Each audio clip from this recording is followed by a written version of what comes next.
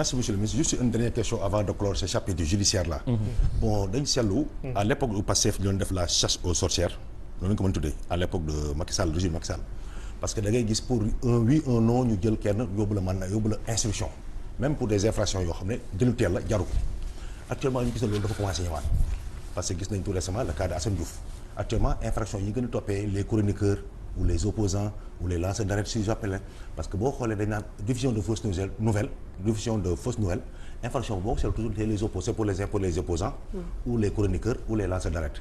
De l'autre côté aujourd'hui on a assisté que peut-être avec l'avènement de Pastef les gens on sent que peut-être seen métti leen daloon ba ñuy di leen ko xeexle loolu bu ñëwee du fi amaat mais on a constaté que du côté de Pastef parfois il y a des dérives langagières du côté même de l'opposition duñ ko weddi ñaari côté yëpp day am deux bords, ouais. mais dañoo gis ne beneen boor bi c'est comme ni ñuy def États-Unis parfois les suspects habituels c'est l'opposition aux États-Unis dañuy wax naan les suspects habituels c'est les noirs fii loolu lañu commencé wax li amoon fay ci pouvoir bi passé moom lañu commencé gisaat fii au pouvoir bi passé dañuy wax ne suspect habituel kan la ñu ne Pastef la toujours un oui un non ñu jàpp leen bu leen jàppee pour une infraction bénigne yóbbu la institution tey le cas de Assane Diouf pour ne citer que lui barki démbul la pour diffusion de fausses nouvelles tegal ko ci benn infraction boo xam ne ba léegi man maa ngi ko wër ci code bi gisuguma franchement ñu yóbbu ko institution est-ce que du dundaat yooyu monsieur le ministre est-ce que loolu tax na nit ñi peut-être tey jàppale Pastef ba mu ñëw ci pouvoir bi.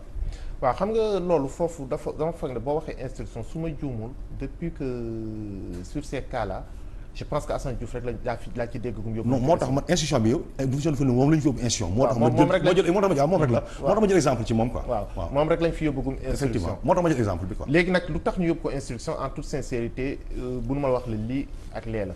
parce que j'ai pas xaw ma procureur bi lan la motiver ba laajte juge bi na ko yóbbu instruction sincèrement xaw ma ko. ok mais man je reste sur un principe. te foog naan tamit am na loo xam ne daan yóbboon na fi nit ay prison yu bëri. effectivement jamono jooju temps ñuy nekk ci opposition. ci jamono ji am na suñu bëri ñoo xamul flagrant délit xam naa ne flagrant délit lañ leen ci yóbbu. ñu àtte leen. bàyyi leen ñu dem. ba yenn saa yi sax damay dégg ne keroog maa ngi waxtaan ak suñu benn ndaw bu bokk Pastef am kenn koo xam ne bon du ma tudd turam daa am lu mu wax gars yi dégg ne gars yi arrêté nañ ko gars yi yóbbu nañ ko flagrant délit gars yi libéré ko mu woo ma ne ma non mais Kordo affaire yi dafa war a metti dafa nii dafa yomb ma ne ko saawaay ma ne waaw ma ne ko ñun mënuñu xeex leen ñëw tey di bëgg le contraire.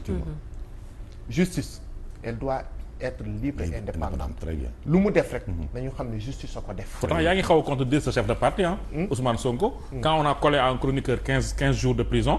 daf ko ñaawlu jàpp ne au nom de la paix justice aussi mi ngi def yoo xam ne xëy na teguwul ci yoon. non je ne suis pas en train de le contredire au contraire. maa ngi ci même logique am. mooy justice libre et indépendante xam nga boo demee ba premier ministre dinaan non kii dañu war def li te justice def lu muy def te moom mënul jëlaat kooku dugal ko kii mooy que la justice est libre et indépendante. agit librement ouais. La justice est libre et indépendante. léegi nag yow mi ñu attaqué mun nga ma wax leen Mamadou Aw man la ma wax la leen. justice jël ma yóbbu ma def ma 15 jours liberté provisoire di xaw ma lan libéré ma dem. mais yow mi ma offensé mën nga jàpp ne yow li ma la wax. justice daf ma fa waroon téye 1 an 2 ans. nga def recours loolu yow sa xol la yow yaa xam yow mi ñu ko wax yow yaa xam fu mu toll si yow. xam nga pour man la justice doit être libre et te foog naa ne. même bu leen décision yi neexul dañ ko war accepter. non xam nga la décision accepter la décision mooy bàyyi justice continue. mais nit ki tamit nit ku nekk am nga droit. naan man kat lii def nañ ko mënuma ci dara waaye man li sama ressenti personnel quand même mën nañ ko mais ma question mooy est-ce que en agissant de la sorte nekku leen di influencer un peu la justice parce que depuis le premier ministre wax loolu noonu on a vu que ne après yëf yi dafa xaw a tar Moustapha Diakhaté on l'a condamné à 3 mois de prison y a un autre qui a pris 1 mois Cheikh Thiam ambassadeur tey aussi j'ai vu le jeune de Farba le procureur dafa demander 3 mois mais teewul 6 mois lañ ko def juste pour dire que ne aussi vous responsable yenn discours yi ngeen tenir aussi est-ce que ñiy juger duñu xaw a bàyyi xel un peu voilà li ngeen di wax waaye xam nga tamit parfois nañu xool nit ku ci nekk ku ñu teg loxo lan la wax ak lan la def gravité bi c'est très important par exemple yaa ngi wax le chargé de communication de Farba oui le jeune qu'on a condamné aujourd'hui kii Mamadou Aw est-ce que vous pensez que c'est responsable dans un pays comme le Sénégal de dire que le gouvernement n'aime pas telle ethnie.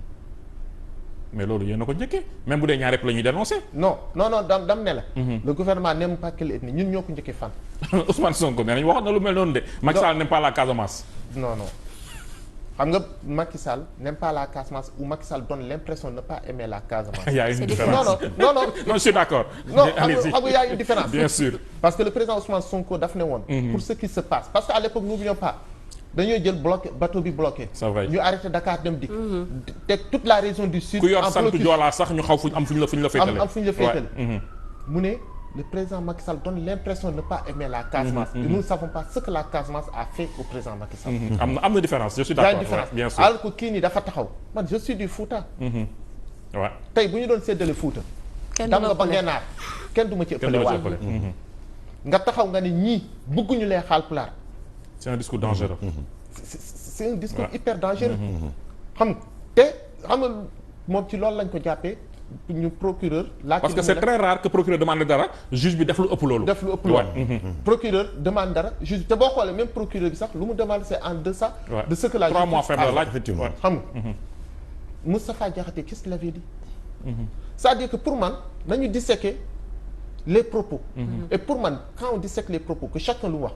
ku ko mënta wax que tu sois de Pastef d'un autre port yoon dafa war a def.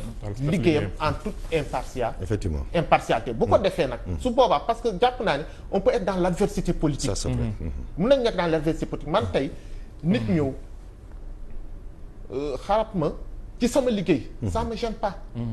parce que dama jàpp ni c'est son rôle tant que je gère la chose politique la chose publique ku nekk am nga droit exprimer wu ci wax ci nga yor parce que liñ ma yor moomu ma ko dañ ma kaa dénk ñun ñëpp a ko bokk kon bépp sénégalais am nga droit wax ci te ku nekk mun nga wax sa discours politique de la manière la plus acerbe possible sans pour autant être dans les dérapages sans pour autant être dans les dérapages man les dérapages d'où qu'ils viennent ak ku ko mënta wax je ne suis contre mais dama bëgg tamit bu ñu analyser objectivement ñu xam ne wax dëgg rek bu fekkee rek ku nekk si ñun day waxal dëgg te yàlla tax à la limite man parce que j'interagis avec beaucoup de jeunes de Pastef mais dañuy jàpp ne justice bi nu mu doon agir la main lourde que la justice avait ñu bëri dañuy jàpp ne la justice n'a plus cette main lourde là man leen alhamdoulilah si la justice n'a plus cette main lourde là te ñun dañ ne woon la main lourde que la justice avait dañoo jàppoon ne nu mu ko daan defee c'était plus une commande politique que liée au fait juridique en tant que tel bu fekkee la justice dafa tel di analyser les choses de manière froide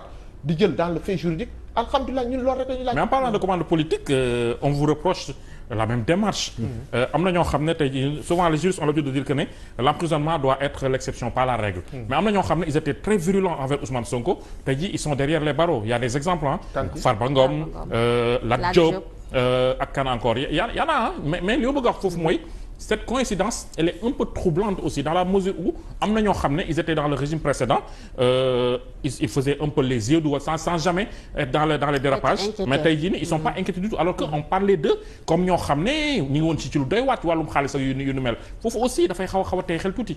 xam nga foofu ba léegi sax daf ñuy renvoyer ci justice rek d'affaire yooyu parce que man yenn saa yi damay bëgg ñuy analyser les choses de manière par exemple vous parlez du cas de Lat Diop ou de Farba Ngom mais Farba Ngom le rapport pour lequel il est poursuivi il a été produit en 2022 ou xaw ma 2023 par la CENTIF. c'est à l'époque déjà qu'il devait être inquiété pas maintenant loolu nga bëgg a wax. non je veux dire que xam nga parfois nit ñi dañuy ñëw naan non seen gouvernement ñi ngi topp mais ñun topp ñu de xam nga lan la rapport yoo xam ne jamonoy Macky Sall. moo leen tuumaloon. rapport yooyu ñoo leen tuumaloon rapport yooyu ñu continuer di avancer c'est-à-dire que dafa mel ne bu fekkoon tey ñun amul benn kii par exemple bu fekkoon tey dañoo génne. ñun ñu def nañu audit diw def nañu lii ba def lii su boobaa sax ñun nañu lii c'est sous la gouvernance mais Farba ce pourquoi il est poursuivi c'est un rapport de la CENTIF bien avant que le président Bassirou Diomaye ne soit élu donc si Farba ou ses partisans doivent en vouloir à quelqu'un ils doivent en vouloir à Macky Sall. Ça laisser traîner les choses. Ils doivent en vouloir à Macky Sall. Et celui qu'on accuse que les partisans de Thierno Alassane Sall accusent de Mimi Touré, la dame Mimi Touré, ce rapport de l'IGE. non xam nga dañ les am nañ droit wax ci nee nañu estampillé top secret non confidentiel waaw non xam nga dañ ne le rapport là on avait fait les choux gras mais Jeune Afrique en a parlé non xam nga dañ ne le rapport c'est juste pour relancer le ministre non xam nga dañ ne le rapport existe mais man je préfère me prononcer sur des choses factuelles que j'ai vues loo xam ne teg naa ci sama bët effectivement ce rapport là tout le monde en parle beaucoup spéculent mais ñan ñoo ko gis voilà ñu ko gis sañu ñu ko wax parce que c'est pas déclassifié. voilà exactement te xam nga tamit rapport boobu jamono bu ñu koy wax mais dañ ñëwoon le rapport a été fait sous le magistère du président Macky Sall. Il y a eu beaucoup de rapports. ñoom ñoo ko defoon def ko confidentiel. mais les gens doivent se poser la question. Madame Aminata Touré tellement elle a été virulente contre Macky Sall. Si ce rapport existait. ou contenait ce qui est dit. vous croyez que Macky Sall allait continuer à le classer confidentiel? non posons-nous les bonnes questions. c'est pertinent quand même. bu fekkee rapport boobu am na. wala bu dee am na tamit bu fekkee lu ñuy wax moo ci ne. pourquoi utiliser wuñ ko. à l'époque. parce que su ma